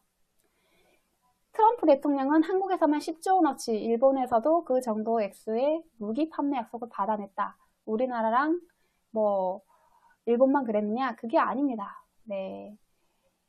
여기 보시면 쭉 검색하면 이렇게 나와요. 트럼프가 무기를 판매하고 다닌 거에 대해서 나옵니다. 네. 인도에 방문해서도 30억 달러어치의 미국의 무기를 구매하도록 했죠. 그리고 대만은 명분이 좋습니다만 어쨌든 여기도 3억 3천만 달러 규모의 무기를 판매할 수 있도록 승인했다라는 걸 볼 수 있습니다. 그리고 트럼프 미 의회 패싱? 의회 패싱할 정도로 다급했나? 마이크 폼페이오 미 국무장관을 비롯한 트럼프 대통령 고위 참모들이 사우디에 무기를 수출하기 위한 긴급조항 발동을 밀어붙이고 있다. 무기 팔려고 긴급조항 발동했대요. 발동을 하겠다. 이 얘기를 하고 있어요. 짜잔! 그리고 사우디에 9조 원 규모의 무기를 판매한다는 내용이 나옵니다. 네. 아베한테 무기 구입 확대하라고 압박도 하고, 무기 파는데 굉장히 열을 올렸어요. 나토 안보 무인 승차 막 이러면서 타박을 한 거는 결국에는 미국이 무기를 판촉한 행위다. 미국의 군산복합제 이익 배만 들려줬다. 그 얘기를 하는 거예요. 이거에 대해서 물론 받아들이고 싶지 않은 분들이 있을 거라고 생각합니다만 사실입니다. 네.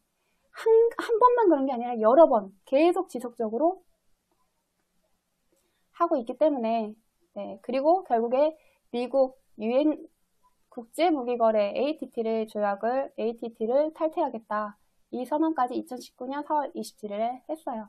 아니야 하시려고 하는 분들이 많겠지만, 이거 다 뉴스를 가지고 근거로 말씀을 드리는 거니까, 그 마음이 닫혀 있더라도 좀 열고 이 뉴스를 그대로 보고 받아들이는 것도, 사실을 그대로 받아들이는 것도 현명한 방법이 아닐까라는 말씀을 드리고 싶네요. 그리고 자, 이것도 보여드릴게요. 자, once again, Trump backed down on gun control after talking to the NRA. NRA가 뭐냐? National Rifle Association. 전미 총기 협회를 말하는 겁니다. 네. 전미 총기 협회랑 얘기하고 나서 총기 규제를 철회했다. 또 한 번 그 얘기예요. 네. 자, NRA에 대해서 우리는 또 관심을 가져서 봅시다. 2016년도 트럼프 캠페인 기부금 지급했다. 이 기부금 어디에서 왔느냐? NRA에서 왔습니다. 미국 총기협회에서 왔다는 얘기예요. 연방선거관리위원회에 따르면 2016년 NRA는 트럼프 캠페인을 위해서 3천만 달러 이상을 지출했습니다. 근데 3천만 달러 여기서 끝이 아니에요. 결국에는 7천만 달러에 이르렀다라는 내용이 있고, 이거는 다른 언론사에서도 똑같이 얘기를 합니다. 지금도 이제 막 부들부들 화가 나 하시는 분이 계실 수도 있어요.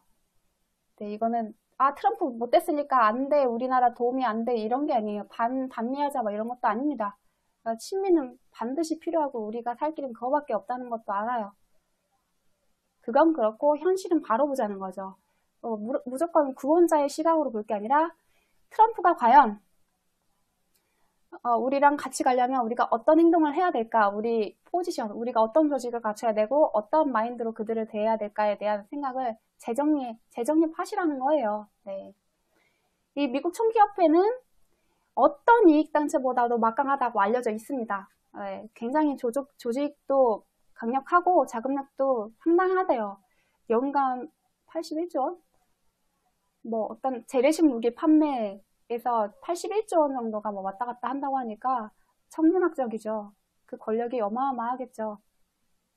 회원이 지금 현재 550만 업체 정도 된다고 합니다. 뭐 개인으로만 가능한지 업체로만 가능한지, 그러니까 업체라고 하는데 거기에 개인도 가능한지는 뭐 모르겠어요. 그렇지만 뭐 연예인들도 가입이 되어 있는 거 보면 개인도 가능한 것 같습니다. 그리고 이만큼 막강하다 보니까 정치권의 영향이 어마어마하대요. 네. 물론 미국 최고의 방산업체는 로키드 마틴이지만 이 전투기, 미사일 이런 거를 만들어서 파는 거 외에 개인화기들 있잖아요. 총력전에서 투입되는 개인화기들, 이런 것들, 국지전에 사용되는 개인화기들, 이런 것들이 반드시 필요하죠. 전쟁을 할 때. 네. 이 모든 회사들, 그런 것들 만드는 모든 회사들을 다 회원으로 두고 있대요. 미국 총기협회가. 그래서 무기에 대해서는, 그러니까 무기 산업의 이익을 얘네들이 대변한다고 저는 보고 있어요. 이 협회가. 네. 미국 총기협회가 총기 규제에 강력하게 맞서잖아요. 네. 무슨 일이 있어도 총기 난사 사건이 일어나도 어쨌든 별사 총력전을 하면서 총기 규제에 대해서는 강력하게 반대를 하고 있습니다. 이렇게 강력하게 무기산업의 이익을 대변하는 조직이기 때문에 미국의 군산업체, 군수업체가 방산업체라고도 부르죠. 네, 방위산업체. 이 업체와 이익을 함께 한다고 봐야 됩니다. 함께 하죠. 네. 이 방산업체들하고 미국 총기협회 같은 데는 북한 같은 나라를 상당히 선호한대요. 네, 무기 팔아먹기 좋으니까. 뭐 무기 팔아먹기 좋은 나라를 선호하겠죠. 네.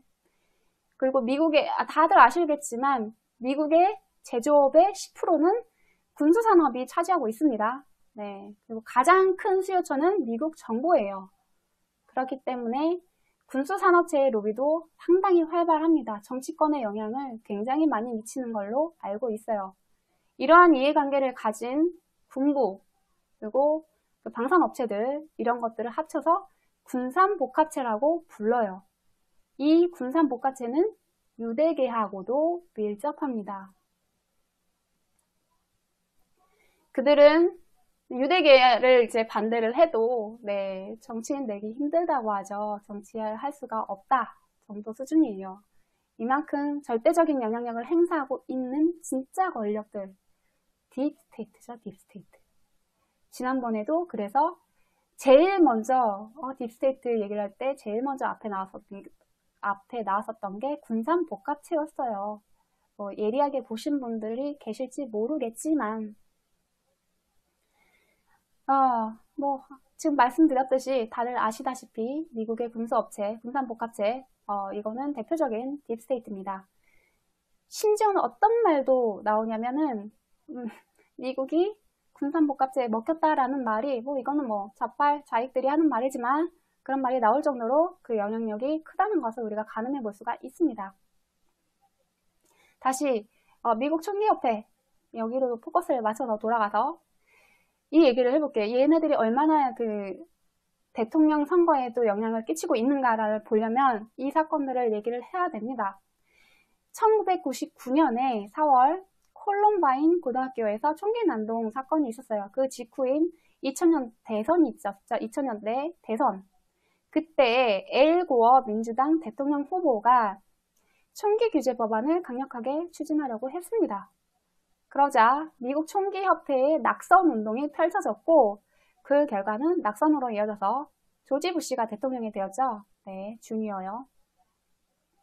이렇게 총기협회의 영향력이 막강하다 보니까 미국의 역대 대통령 중에 총기 사고가 막 끊임없이 일어난다고 해서 그거에 총기 규제에서 칼을 내밀 수가 없다는 거예요. 네. 규제 같은 걸 만들지 못하고 그냥 총기 소유의 정당성을 같이 외쳐주는 거? 네, 그 정도 수준이라는 겁니다. 이런 거는 조금만 검색을 해봐도 다 나와요. 다. 네, 많습니다. 그리고 버지니아 공과대학 참사, 그때 60여 명의 참사자가 사상자가 발생을 했대요. 근데 이때 전역에서 뭐 사상자가 많기도 했습니다만 전역에서 그 총기 규제해야 된다라는 여론이 되게 많이 일어났는데 그 사태의 심각성을 모르겠습니까, 대통령이? 부시 대통령은 근데 본인이 당선될 때 총기 규제를 해야 된다고 했던 엘고가 그 미국 총기협회의 낙선운동에 타겟이 되었고 그로 인해서 본인이 대통령이 됐잖아요. 그러니까 이거에 대해서 굉장히 유보적인 발언을 합니다. 조지 부시 대통령은 사태의 진상 파악과 희생자들이 슬픔에서 벗어날 수 있도록 도와주는 것이 우선이고 지금은 총기 규제를 논의할 시기가 아니다 라고 말을 했어요.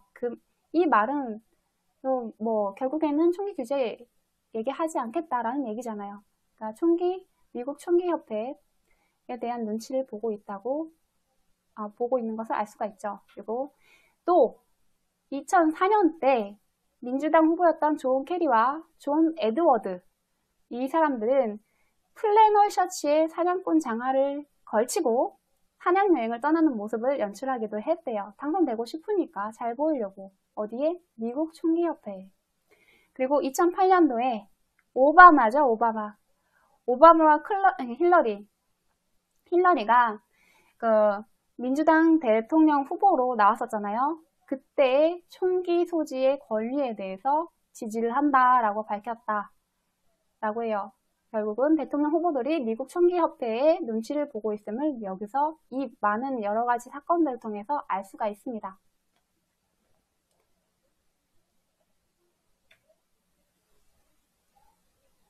그리고 2016년에 트럼프가 대선 빅데이터 선거를 치렀을 때 그 자금이 미국 총기협회로부터 왔습니다.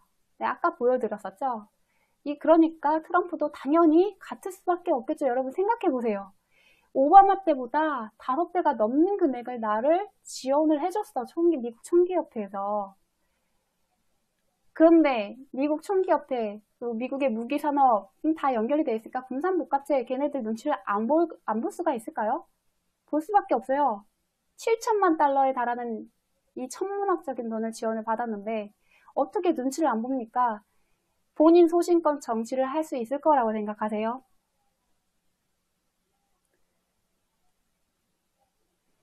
제가 그럼 이게 얘기하면 좀 기분 나쁘실 수도 있는데 하다못해 진짜 이제 유튜버한테도 후원을 해줬으니까 뭐 그걸 빌미로 해서 말투 하나, 머리 스타일 하나, 뭐 옷 스타일 하나, 억양, 목소리 톤, 심지어는 사생활 전반에까지 다 개입을 하고 간섭을 하고 막 영향력을 행사하려고 해요. 막 진짜 스토커처럼 연락을 하루 종일 하는 사람도 있어요. 네?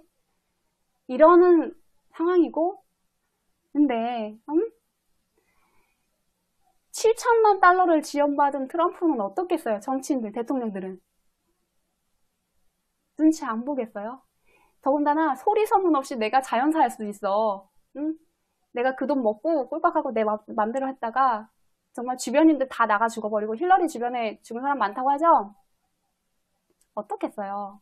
네, 자기 목숨까지 걸려있고 돈뿐만이 아니라 자기의 모든 이미지, 뭐 사건을 터뜨릴 수 있으니까 그런 것까지 걸려있는데 눈치를 안 보겠습니까? 트럼프도 결국에는 눈치를 볼 수밖에 없어요. 트럼프가 2017년도 1월 20일에 취임을 한 걸로 알고 있는데 네, 그때 한 달 남짓 지나서의 뉴스예요. 트럼프가 첫 예산에서 국방비를 10%를 증액했다는 뉴스입니다. 그리고 외교 예산과 외국 원조를 삭감을 하겠다. 외국에서 원조를 삭감을 하고 하면 결국은 무기 구매를 다른 나라들은 더 구매를 해야 되는 압박을 받을 거예요. 그렇죠? 그러니까 국방비를 또 올렸을 때는 주요 수요자가 미국의 군산복합체라고 얘기하죠. 방산업체의 주요 수요자가 미국 정부인데 네? 거기에 국방비를 올리면 당연히 그 군수업체, 방산업체의 이익이 올라가겠죠. 얘네들은 정치인들을 또 로비하니까 정치인들한테도 또 좋겠죠. 네, 이런 구조가 되고 있는 겁니다. 그래서 그걸 철의 트라이앵글이라고도 부른대요. 네, 지난번에 보여드렸던 영상에서 이 표가 있습니다. 이때만 그 국방비를 올렸느냐? 그게 아니에요. 네. 이거는 2018년도 12월 10일 기사인데 이 며칠 전에 국방비를 좀 축소를 하겠다 했었는데 갑자기 이제 또 태도를 바꿔서 증액하겠다. 국방비 7,500억 달러로 증액을 희망한다 라고 한 내용입니다. 그러면 이거는 본인의 소신껏 원래 앞서서 축소하겠다가 소신이었을 거라고 생각하는데 소신껏 한 게 아니죠. 미국 군산복합체의 이익을 위해서 일을 한 거라고 결정을 한 거라고 보여집니다. 그리고 2020년 2월 10일 기사예요. 얼마 안 됐죠. 몇 달 안 된 따끈한 기사입니다. 4개월 됐어요. 트럼프가 내년에도 예산안을 4조 8천억 달러를 해서 국방비를 증액을 한다라는 내용입니다. 그래서 국방비를 0.3% 올리고 비국방 쪽은 해외 원조 이쪽은 다 삭감을 한다. 네. 그래서 이게 뭐 재선을 염두에 두고 행동을 하는데 민주당에서 방해를 할 것이다 라고 얘기를 하고 있었어요. 그래서 제대로 통과가 되기는 어려울 것이다 라는 뉴스였습니다. 그리고 이 뉴스, 재밌는 뉴스가 있었습니다. 미국의 총기협회, 네, 여기에서 연 5천억을 불리면서 국회의원들을 6개 등급으로 나눠서 관리를 했다는 내용이에요. 네. 보면 보이시죠? A, AQ, B, C, D, F 이렇게 해서 6개 등급이 있다고 합니다. 총기 규제를 해야 된다는 입장의 민주당 정치인들은 대개 최하 등급인 F에 속한대요. 낸시 펠로시 아시죠? 트럼프 뒤에서 찢은 네, 그 하원 의장과 척 슈머 민주당 상원 원내대표가 대표적인 F 등급이라고 합니다. 네. 공화당 의원들은 총기 규제에 대한 입장과 실제 법안 투표 등 여부 등에 따라서 등급의 차이가 있다고 합니다. 그리고 여기에서 보이세요? 마이크 폼페이오 국무장관, 트럼프 측근이죠? 이 마이크 폼페이오가 하원 의원 시절 때 A 등급이었대요. 그리고 케빈 메카시, 트럼프 측근입니다. 공화당 하원 원내대표도 역시 A 등급이라는 얘기가 나와요. 지금 트럼프 측근으로 2명 있죠, 이 사람들. 그리고 미국 총기협회는 자신들의 등급에 따라서 우호적인 정치인에게 정치 자금을 몰아준다. 당연히 자기한테 우호적인 정치인한테 자금 몰아주겠죠. 자, 미국 총기협회의 힘은 이게 이제 존 아킬리노라는 전 미국 총기협회 대변인이 한 말이래요. 인터뷰에서. 미국 총기협회의 힘은 스윙 스테이트, 경합주. 이게 뭘 의미하냐면 공화당, 민주당 어디에 치우치지 않은 한마디로 중도라고 표현을 하면 되겠네요. 설득이 가능한 대상들. 거기에서 스윙 스테이트에서 나온다. 트럼프가 지난 대선에서 이겼을 때도 미국 총기협회의 역할은 상상 이상이었다. 이 말을 합니다. 당시에 미국 총기협회는 이 경합 지역들에서 온라인 배너 등 디지털 홍보에만 3천만 달러를 쓰는 등 네, 이거 온라인 배너 등 디지털 홍보에 3천만 달러 이거 뭐랑 연관이 되어 있겠어요? 빅데이터랑 연관이 되어 있습니다. 여러분. 그래서 총 7천만 달러가량을 쓴 것으로 가디언은 분석했다. 아까 전에 포춘지에서 나왔었던 대로 금액이 동일합니다.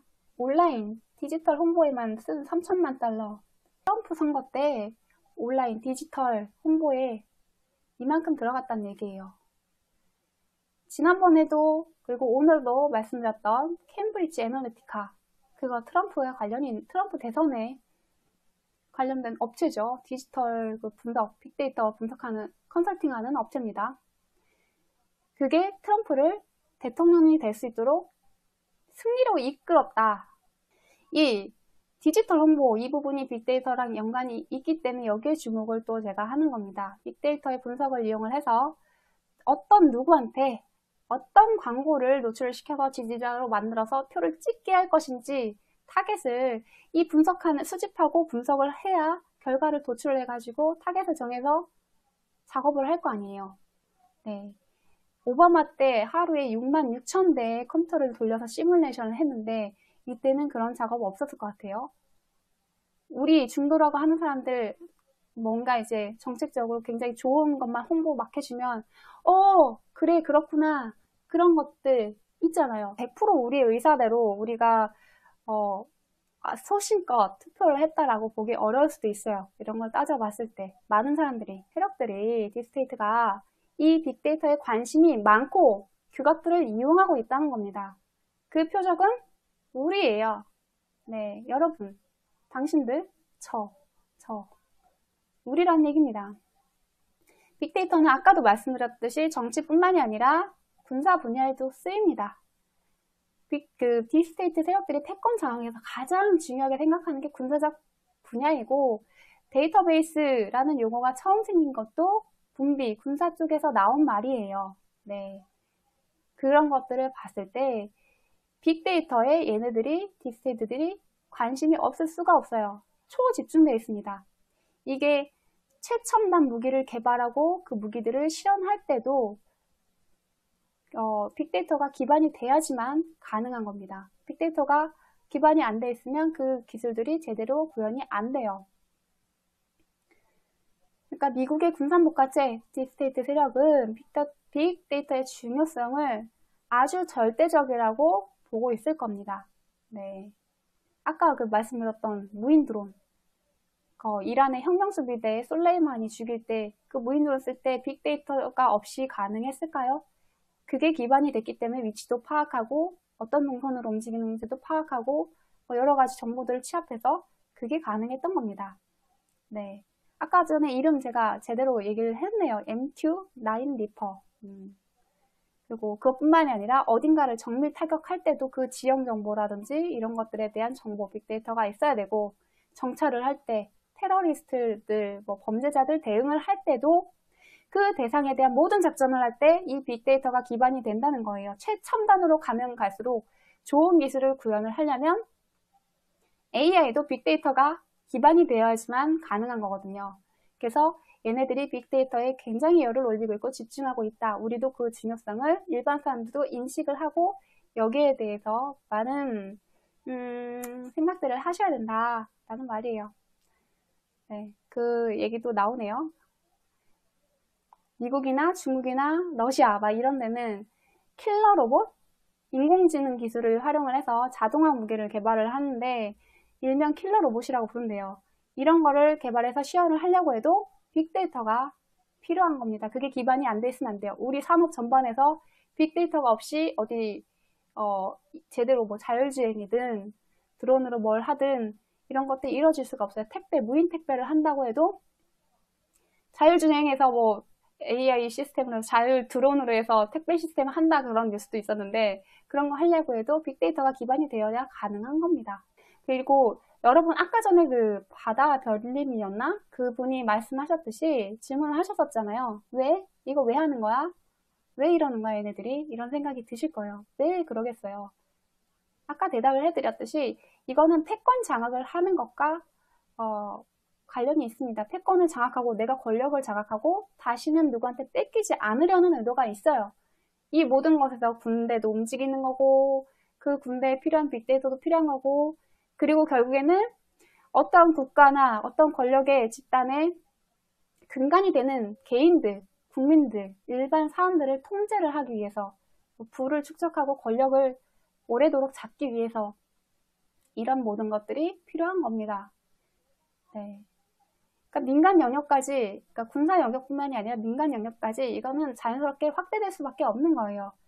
기존에처럼 막 뚜까 부시고 찢어 죽이고 막 하면서 하드킬이라고 하죠. 그런 걸 그렇게 해서 사람들을 통제하는 게 아니라 이렇게 빅데이터를 분석을 해서 사람들의 심리를 공략을 해서 편의성도 제공해주고 심리를 공략을 해서 그 사람들을 점점 올가매고 통제를 하려고 하는 거예요. 과거와는 통제 수단이 많이 바뀌었다고 생각하시면 됩니다. 결국에 지금 디지털 세상으로 가는 거 우리가 마치 SNS를 하면 굉장히 신세대인 것 같고 신조어 쓰는 것처럼 말이에요. 되게 멋진 세상을 볼 수가 있고 신기하고 재밌는 것들 볼 수가 있고 함께 공유를 할 수가 있고 이런 걸 굉장히 긍정적이고 좋은 것처럼 포장을 해서 SNS상 온라인상에서 이런 흔적들을 남기게 하는 거. 그리고 포털에서 웬만한 거 이제 인터넷 검색하면 정보들이 많은 정보들이 나옵니다. 정말 네 대단해요. 이거는 저는 긍정적인 면은 더 많이 봐요. 네. 근데 그러면서 내가 검색한 검색어, 좋아요 누른 거 이런 것들이 전부 다 기록에 남습니다. 그리고 내가 카드를 어디 가서 결제를 하는 거 이런 것도 다 온라인상에 디지털상에 기록이 남아요. 심지어는 이제 전자정부를 하겠다라고 하면서 온라인상에서 모든 것이 이루어지도록 결국에는 이 모바일, 핸드폰, 손안의 정보를 만들려고 하는 것 이 모든 것들이 이것과 관련이 있습니다. 사람들의 그 생활 근간, 모든 생활의 근간을 그냥 오프라인으로 그 한정되게 하는 게 아니라 계속 온라인상으로 집어넣고 있어요. 그렇게 되면 흔적이 남고 그건 빅데이터가 되고 빅데이터가 되면 내 사생활이 전부 다 노출돼. 그 투명성을 강조하는 세상이 오니까요. 디지털상에서 그 모든 흔적이 남으니까요. 그러니까 본인들 그 거대 자본 권력층들의 그 감시와 통제를 벗어나기가 매우 힘들어져 버린다. 그러려고 하는 의도가 있다. 라고 보는 거예요. 아까도 말씀드렸듯이 변수를 없애는 겁니다. 아예 변수 자체를 없애버려야 본인들의 영원토록 의미가 있을까 싶지만 뭐 이런 생각을 가진 것 같아요. 그렇기 때문에 우리를 자꾸 인터넷상으로 밀어넣고 디지털 전체주의를 하려고 하는 게 아닌가 해요. 무한폐렴을 명분으로 해서 앞으로는 지금까지 있었던 것보다 더 많은 분야 무한폐렴 터지고 나서 가장 먼저 뉴스에 노출됐었던 게 원격 의료예요. 네, 그래서 온라인상에서 우리의 건강 상태라든지 병력들 이런 모든 것들 기록들 이런 것들이 다 관리되는 날이 올 겁니다. 네, 그래서 의료와 교육 원격 무한폐렴으로 원격 그 교육하죠. 네, 그리고 스마트워크 그러니까 재택근무도 함께 온라인을 기반으로 해서 이루어지도록 이렇게 만들고 있어요. 제가 이 무한폐렴 때문에 사람들이 개인화되는 거 이거 보면서 어떤 걸 느꼈냐면 마치 중국 같다. 중국처럼 바뀌고 있다. 가족의 개념이 중국화되고 있는 것이 아닌가라는 그 인상을 많이 받았습니다. 그래서 기존의 그 가족의 개념들 틀을 전부 다 깨버리고 개인으로 다 갈라놓는 것 같아요. 국가도 마찬가지예요. 국가도 분권, 지방 분권, 자치 뭐 이런 걸 통해서 중국처럼 말이에요. 다 갈라놔요. 개인으로. 다 분산시켜서 쪼개놉니다. 그리고 나서 하나의 거대한 힘, 권력이 그것들을 다 통치하려는 시스템, 이런 시스템으로 가려는 것 같습니다. 지금 우리나라와 북한을 놓고 봤을 때도 통일보다는 연방제로 가는 거라고 보이잖아요. 그런 시스템이 도입이 되는 게 아닌가 싶어요. 그렇게 해야지만 디지털 세상에서 디지털 전체주의 세상에서 통제하기가 훨씬 쉽거든요. 네. 일단 일은 일어나고 있고 변화는 시작됐고 변화가 거부할 수가 없다고 저는 보고 있습니다. 네, 적응을 할 것인가 거부할 것인가 여러분의 선택은 어떨지 궁금하네요. 사실 거부한다고 해서 의미가 없어요. 이미 우리는 그걸 하고 있어요. 하고 있습니다. 하고 있어요. 다 하고 있어요. 의미가 없어요. 거부한다는 건 심정적으로만 내가 거부를 하고 싶다라는 거지 사실 우리는 그 체제 안에서 이미 적응을 하고 있고 그것들을 다 누리고 걔네들한테 다 제공을 해주고 있습니다. 빅데이터를.